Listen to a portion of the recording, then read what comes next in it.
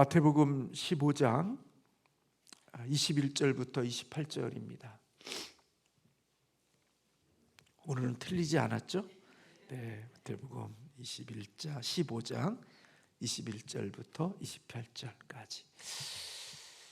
예수께서 거기서 나가사 두로와 시돈 지방으로 들어가시니 가나안 여자 하나가 그 지경에서 나와서 소리질러 이르되 주 다윗의 자손이여 나를 불쌍히 여기소서 내 딸이 흉악하게 귀신 들려나이다 하니 예수는 한 말씀도 대답하지 아니하시니 제자들이 와서 청하여 말하되 그 여자가 우리 뒤에서 소리를 지르오니 그를 보내소서. 예수께서 대답하여 이르시되 나는 이스라엘의 집에 잃어버린 양 위에는 다른 데로 보내심을 받지 아니하였노라 하시니 여자가 와서 예수께 절하며 이르되 주여 저를 도우소서. 대답하여 이르시되 자녀의 떡을 취하여 개들에게 던짐이 마땅하지 아니하니라. 여자가 이르되 주여 올소이다마는 개들도 제 주인의 상에서 떨어지는 부스러기를 먹나이다 하니 이에 예수께서 대답하여 이르시되 여자여 내 믿음이 크도다 내 소원대로 되리라 하시니 그때로부터 그의 딸이 나으니라. 아멘.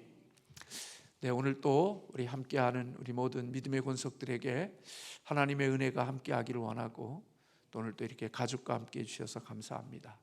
내일 마지막 날입니다. 내일 거룩한 주일이고요. 또 마지막 날이니까 함께 해주시고 또 내일은 11월 첫째 주일로 통합주일 통합예배를 드리는 주일입니다. 9시 일부 예배도 없으니까 좀 마음의 여유가 있으니까 내일 새벽에 다 가족끼리 다 나오셔서 우리 함께 마지막으로 하나님께 우리가 이렇게 기도했으면 좋을 것 같고 늘 이렇게 매일 몇 시간마다 이렇게 비전 씨앗 헌금을 하나님 앞에 이렇게 드려주셔서 감사한데 내일은 우리가 다 같이 우리 교회를 사랑하는 마음으로 다 같이 마음을 모아서 우리가 비전 씨앗 헌금을 함께 작든 크든 관계하지 않고 우리의 작은 마음을 우리 교회를 사랑하는 마음으로 하나님께 드렸으면 좋겠다 하는 그런 생각이 듭니다. 우리 내일은 더 많은 분들이 주일 대회같이 그렇게 많은 분들이 오셨으면 좋겠고 그렇게 기도하도록 하겠습니다. 여러분들이 살면서 타인들에게 무시당한 본 적이 있으신가요? 그때 느낌이 어떠신가요? 타인에게 이렇게 무시를 당했을 때 굉장히 수치심과 또 분노와 그리고 복잡한 감정이 우리의 마음속에 들지요. 내가 무시당했다라는 생각이 들 때가 언제인가요? 대부분 보면 이 거절당했을 때 내가 참 무시당했다 하는 생각이 드는 것 같습니다. 근데 언제 거절감을 느끼나요? 내가 갑이 아니라 을이 되어졌다고 생각되어졌을 때, 내가 약하다고 생각되어졌을 때 우리는 더욱더 거절감을 더 많이 느끼는 것 같고 그리고 무시당했다는 생각을 갖게 하는 것 같습니다. 제가 작은 교회를 섬기면서 그때 저희 처갓집에 있는 교회의 목사님이 저희 목회한다고 차를 하나 선물을 해주셨습니다. 그때 교회에 선물해 주신 차가 다마스였습니다. 6인승 그 차를 제가 타고 다녔는데요. 어느 날 관공서에 갔다가 그 경찰 아저씨가 제가 거길 들어가려고 그러는데 차가 다 찼다고 다른 유료 주차장 근처의 주차장으로 차를 대라고 그러더라고요. 그래서 이제 그렇게 믿고 이제는 차를 이렇게 빼서 나가려고 하는데 뒤에 좋은 차가 하나 들어와요. 근데 그 차는 주차장 안으로 들어가더라고요. 기분이 좀 그랬어요. 다마스 타고 다니니까 이런 데서도 무시당하는구나 하는 생각을 참 오래전에 한 적이 있습니다. 사람이 거절을 당하고 무시를 당했을 때 그때 느껴지는 감정이 그렇게 좋지 않습니다. 예수님께서 두로와 시돈 지방으로 오늘 본문에 가셨다 그랬습니다. 두로와 시돈은 이스라엘의 그 지도가 이렇게 위에서부터 이렇게 돼서 이렇게 오고 이렇게 요단강을 중심으로 해서 이렇게 쭉 내려와서 사해가 있고 그렇거든요. 근데 두로와 시돈은 이 이스라엘 지역의 제 위쪽에 있는 그런 가나안 사람들이 살고 있는 이스라엘 지경이 아닌 그곳을 가리키는 것입니다. 그곳에 가나안 여자 하나가 나와서 예수님을 향하여서 큰 소리로 다윗의 자손 예수여 나를 불쌍히 여기소서, 내 딸이 흉악한 귀신에 들렸다고 예수님을 향하여 외쳤습니다. 그녀는 예수님을 다윗의 자손이라고 부르고 있는 것을 보면 그녀는 예수님을 메시아로 그렇게 알고 있는 듯합니다. 그리고 여러분들이 성경을 읽어보시면 되겠지만 예수님을 향하여 이 여인이 부르는 그런 칭호 가운데 속에 주여 주여 주여라는 말을 늘 반복해서 사용하고 있는 것을 발견할 수 있습니다. 이렇게 간절함으로 예수님을 향하여 부르짖으며 내 딸이 흉악한 귀신에 들렸음을 알렸음에도 불구하고 예수님께서는 아무런 대답도 하시지 않았습니다. 그리고 제자들이 그런 모습을 보면서 예수님께 이렇게 말씀드립니다. 여자가 우리를 뒤에서 소리를 지르오니 그를 보내소서. 이것은 어떤 의미냐면 예수님 너무나 귀찮으니까 빨리 쫓아내버리세요. 그런 이야기를 제자들이 한 겁니다. 우리 어렸을 때 옛날에 약장사들이 약을 팔면서 막 차력도 하고 막 돌도 손목으로 깨고 막 그러잖아요. 그러면서 자주 하던 말이 애들은 가라, 애들은 가라 그렇게 이야기하잖아요. 우리가 살면서 그런 겁니다. 너무 귀찮게 하니까 빨리 저 여자를 치워버리십시오. 예수님의 제자들이 예수님께 그렇게 말하고 있는 겁니다. 철저히 무시당하고 철저히 거절함을 받고 있는 모습인 거지요. 그때 예수님께서 입을 열어 이렇게 말씀하셨습니다. 24절에 보면 예수께서 대답하여 이르시되 나는 이스라엘 집에 잃어버린 양 위에는 다른 데로 보내심을 받지 아니했다. 그렇게 말씀하셨습니다.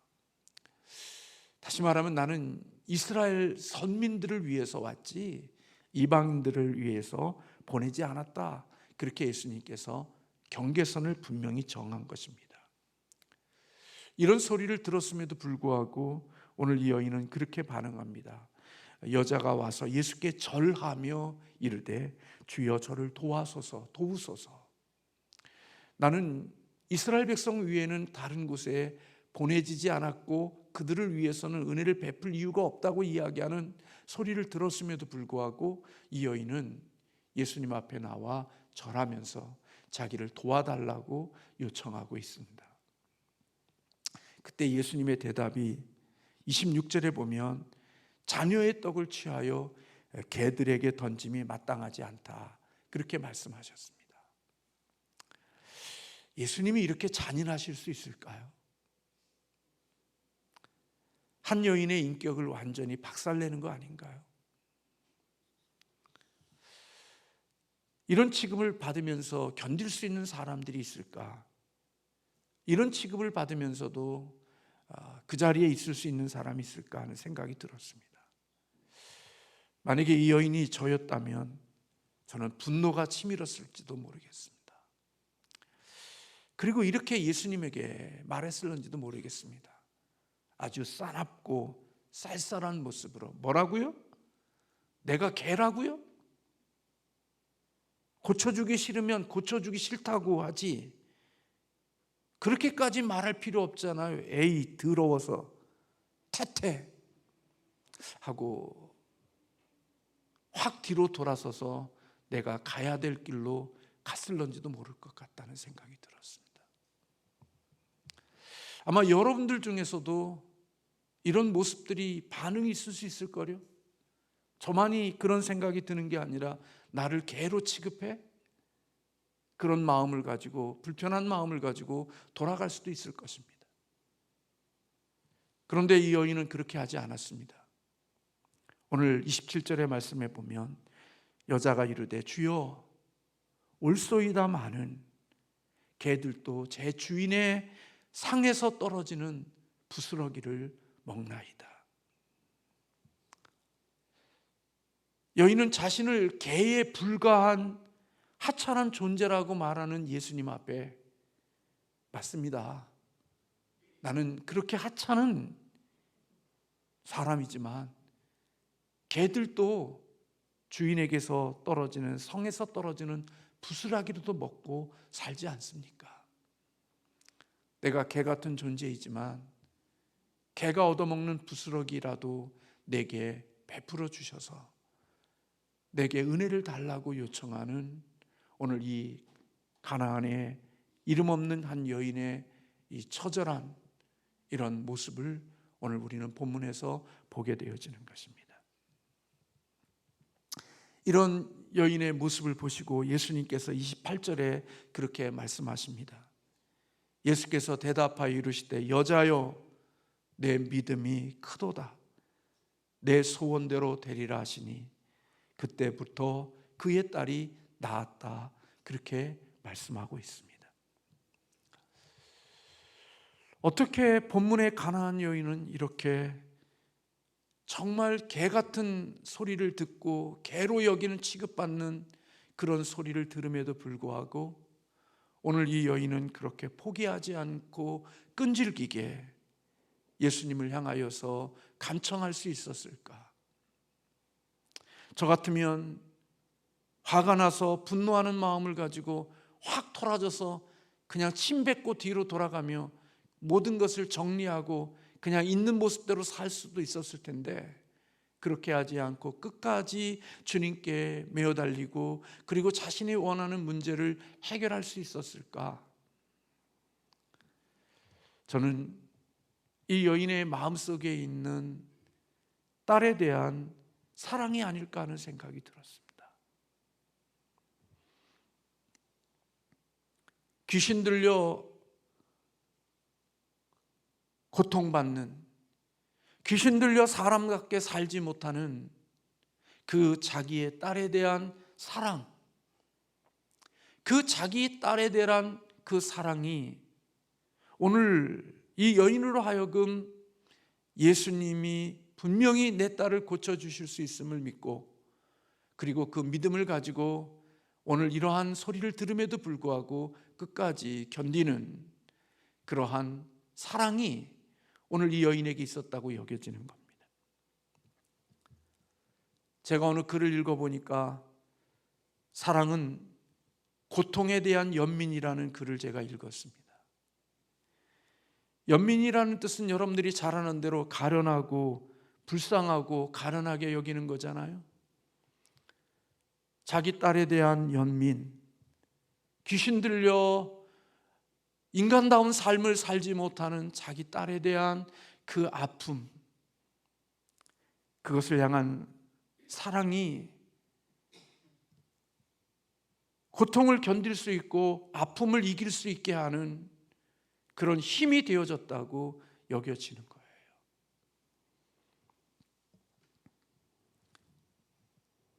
이러한 사랑은 연민의 대상 때문에 내가 무시와 모욕과 수치를 당해도 그것을 참을 수 있고 그것을 견딜 수 있게 하는 힘이 바로 이 사랑 속에 있다는 거죠. 저도 살면서 제 마음속에 자존심 상하고 내 마음 긁는 일 있으면 견디지 못할 때들이 많습니다. 근데 여러분, 우리 하나님의 사랑이 그런 거잖아요. 우리 주님의 사랑이 그런 거잖아요. 하나님이 우리를 불쌍히 여기고 우리를 가련하게 여기고 죄인으로 지옥 가야 될 우리의 영혼들이 너무나 불쌍히 여겨서 우리 때문에 예수님이 수치를 받으시고 모욕을 당하시고 예수님이 우리 때문에 그 모든 것들을 감당하신 게 바로 십자가 아닌가요? 당신이라면 나 혼자 내가 받는 거라면 나 그냥 그거 없이 나 그냥 팽개치고 떠날 수 있는데, 나의 문제가 아니라 내 자녀의 문제, 내 딸의 문제, 귀신 들려 고통받는 이 자녀의 문제, 이 가련하고 불쌍한 내 딸을 그냥 그대로 살 수 있게 해서는 안 된다고 하는 이 사랑의 마음이, 비록 자신을 개로 취급받고 거절당하고 무시당하는 그런 환경 속에서도 개의치 아니하고 예수님께 끝까지 나아가서, 내가 비록 개로 취급받아도 괜찮아요, 개도 부스러기의 은혜를 주시니까 주님 내게 부스러기의 은혜라도 달라고 매달리는 이 여인의 모습을 보면서 저는 사랑이 느껴지더란 말이죠.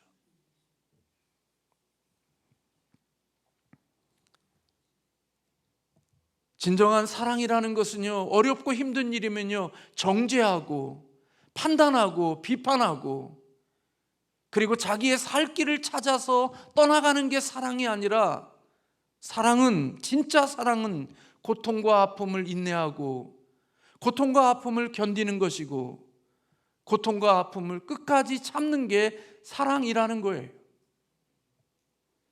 인생을 살면서 아프지 않은 날들이 얼마나 있어요. 인생을 살면서 고통스럽지 않는 날들이 언제 있냐, 얼마나 없는 날이 얼마나 있냐고요. 삶이 고통이고 삶이 아픔이고 삶이 우리의 마음에 불만족일 때들이 많죠. 근데 사랑은 그렇게 불편하고 불만족이고 고통이 있고 아픔이 있어도 그 아픔을 내가 참고 견디는 게 사랑이라고요. 그게 주님이 우리에게 베풀어 주신 사랑이었어요. 우리를 불쌍히 여기고 우리를 가련하게 여겨서 십자가의 수치와 십자가의 그 부끄러움을 개의치 아니하시고 주님이 직접 그 일을 감당하시면서 우리의 수치와 우리의 부끄러움을 그분이 감당하심으로 나의 아픔과 나의 문제를 풀어주신 분이 바로 예수 그리스도의 십자가의 사랑이란 말이에요. 그래서 참된 믿음에는 견딤이 있는 거예요. 참된 사랑 속에는 오래 참음이 있고 끝까지 견디는 것이 사랑이라고 말하는 거예요. 오늘날 우리가 말하는 사랑, 젊은이들이 말하는 감각적이고 그리고 정말 인간적인 그런 사랑은요 오래 못 가죠. 그 사랑으로 갈 수 있는 시간이 얼마나 돼요? 몇 개월 못 가요? 아니 몇 개월이 뭐예요? 그런 사랑 가지고 살았던 파산날 때가 얼마나 많은데요. 오늘 이 가나안 여인의 저는 이 모습을 보면서 저는 그걸 본 거예요. 아, 자기의 딸에 대한 사랑, 그리고 그 딸을 고쳐주실 수 있다는 예수님에 대한 믿음, 이것이 이 여인으로 하여금 자신이 수치와 부끄러움과 무시와 거절과 멸시를 당하는 그곳에서도 개의치 아니하고 끝까지 주님에게 매어달리면서 주님 앞에 붙들고 주님의 은혜를 구하는 이 여인의 모습이 보여진 거죠.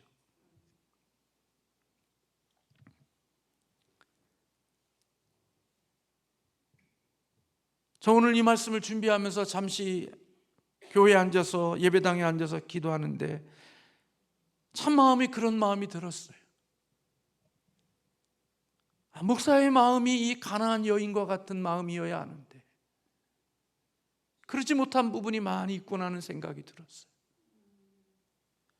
목사의 심정이, 목사의 자세가 바로 이 가나안 여인과 같은 심정으로 목회해야 되는 건데 그렇지 못한 것이 많다는 생각이 들었어요.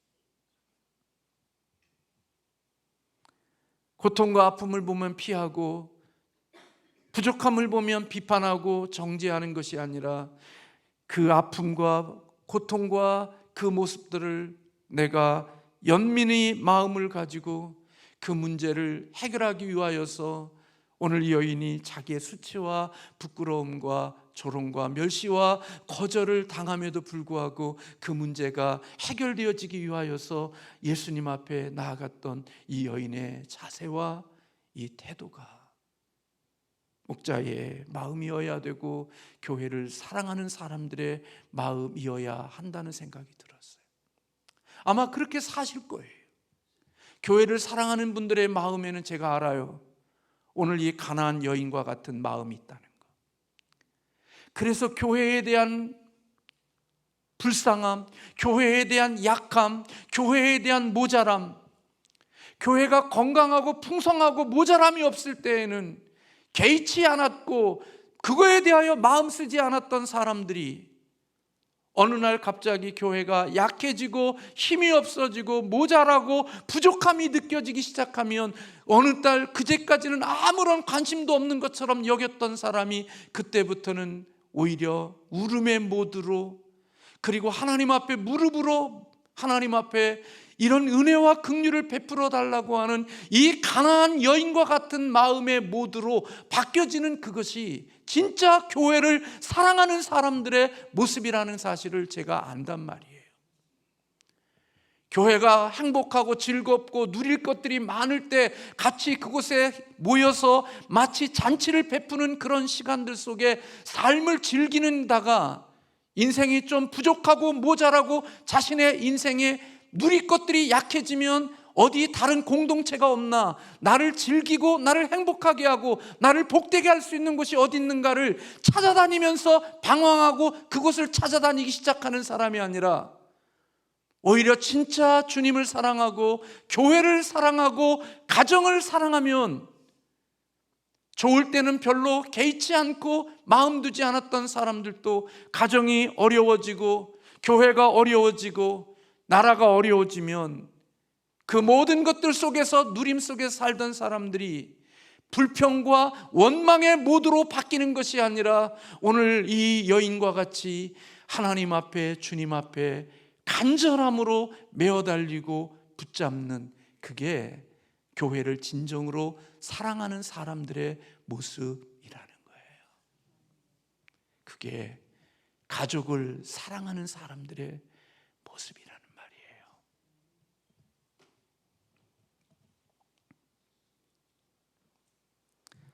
사랑 타령하지만 진짜 하나님의 사랑이 우리에게 많이 없다고 느껴지는 거예요. 저 자신에게.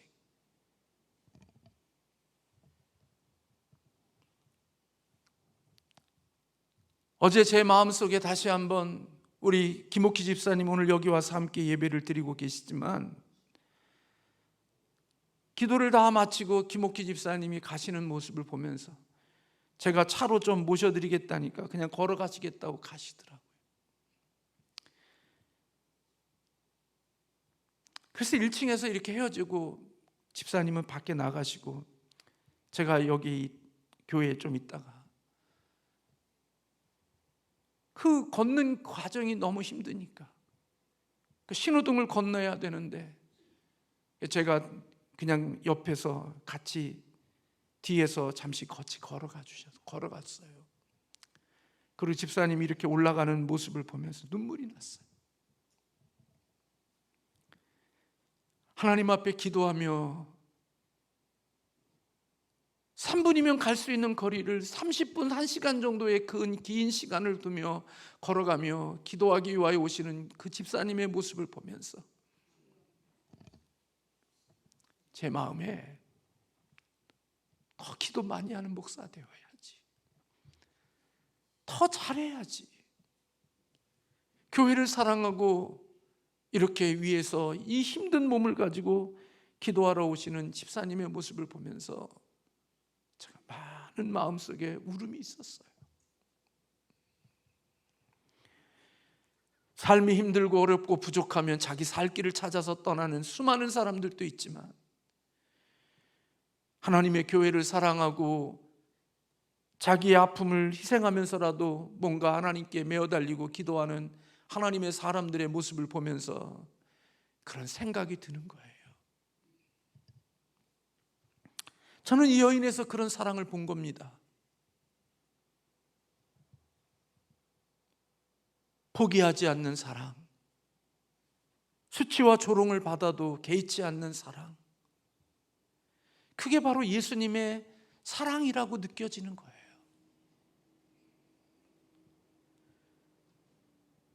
자신의 인생이 어렵고 힘들 때에는 교회의 사랑과 기도의 단비를 먹고, 인생이 이제는 그 가뭄에 빼짝 말랐던 그 가뭄에 논이 짝짝 갈라지던 그 땅에 성도들의 땀과 성도들의 눈물로 인하여 이제는 그곳이 비가 채워져서 곡식이 자라나며 생명이 솟아나면, 이제는 열매를 따게 되어질 때가 되어지면 그 열매를 따기 위하여 그 척박한 땅에 이제는 더 이상 있지 않으려고 자기의 살 길을 찾아 떠나는 이 많은 이 각박한 이 시대 속에서도, 오늘 또 삶이 어렵고 힘들어지는 그 세상 속에서도 여전히 변함없이 그 아픔을 껴안고 마지막까지 기도하는 이 가나안 여인의 이 사랑의 마음이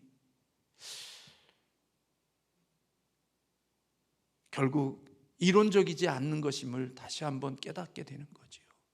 아, 사랑은 아픔이구나. 사랑은 고통이구나. 사랑은 통증이구나. 사랑은 눈물이구나. 거짓된 사랑은, 인간적인 사랑은 좋을 때 함께하고 아픔은 서로 나눠지지만, 하나님의 진짜 아가페의 사랑은 고통에, 아픔에, 눈물에 함께할 수 있는 그런 것이 하나님의 사랑이라고 여겨졌어요. 또 하나는 이 여인이 가진 믿음은 겸손이 발견되어져요.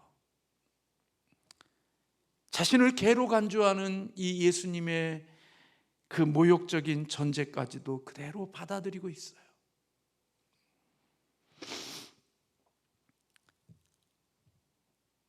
여러분, 인생을 살면서 하나님의 은혜를 받지 못할 때가 없는 삶이 되려고 하면요, 겸손하면 돼요. 저나 여러분이나 겸손하면 어느 곳에 가든지 하나님의 은혜 못 받을 곳이 없어요.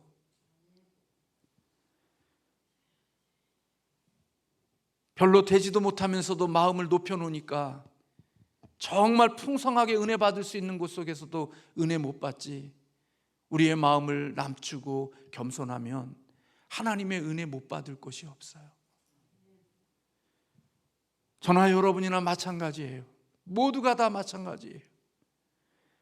베드로전서 5장 5절에 서로 겸손으로 허리를 동이라, 하나님은 교만한 자를 대적하시되 겸손한 자에게는 은혜를 주시느니라.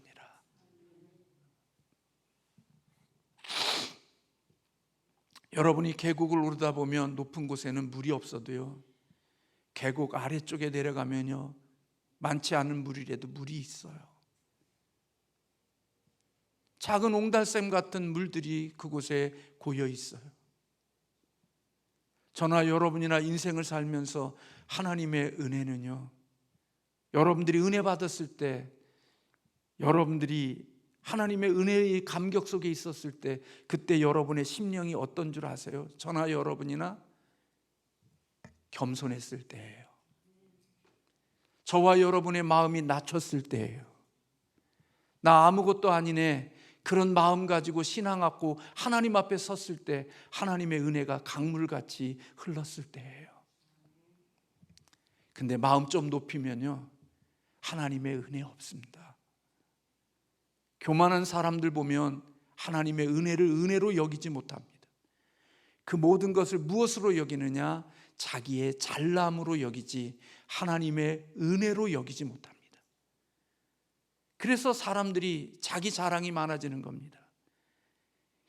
하나님의 은혜에 대한 고백이 줄어들고 자기 자랑이 많아지는 것은, 그것은 결국 우리가 교만해졌다는 증거인 것입니다. 은혜는요, 하나님의 은혜가 은혜로 올 수 있는 것은 겸손한 마음에서야만 하나님의 은혜를 은혜로 여길 수 있는 자가 되는 거예요. 내 힘으로 살아가고 있다 여겨지면요, 결코 그게 은혜로 다가오지 않습니다. 다 내 공로와 내 자랑으로 다가오지요.